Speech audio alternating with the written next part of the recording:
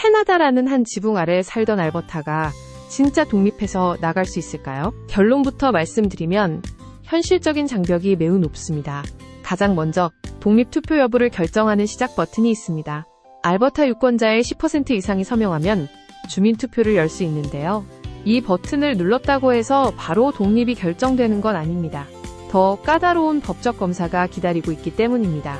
주민투표에서 과반수인 50% 이상의 찬성을 얻는 것도 어렵지만 그 뒤에는 연방정부의 명확성법이 버티고 있습니다. 투표용지의 질문이 애매하니 투표 결과를 인정 못하겠다며 정부가 거부권을 행사할 수 있는 법입니다.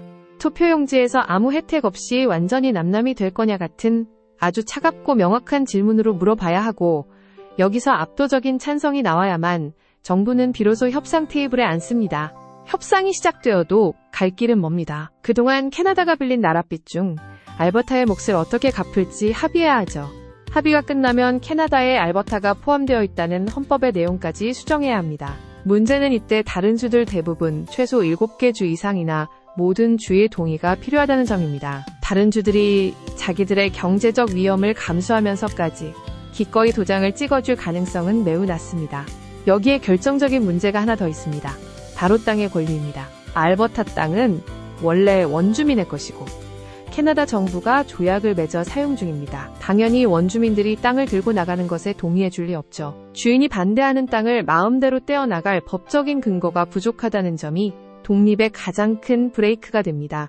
상황이 이렇게 복잡한데도 다니엘 스미스 알버타 주 총리가 계속 독립 카드를 꺼내는 이유는 무엇일까요? 전문가들은 실제로 나라를 쪼개기보다 언제든 나갈 수 있다는 긴장감을 주려는 전략으로 보고 있습니다. 연방정부로부터 자치권 강화나 세금 혜택을 더 받아내기 위한 영리한 협상 카드인 셈이죠.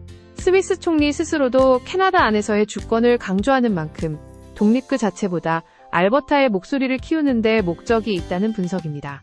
알버타 독립 논란을 5부에 걸쳐 살펴보았습니다.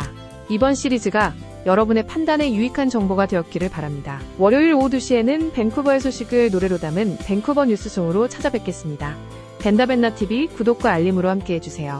감사합니다.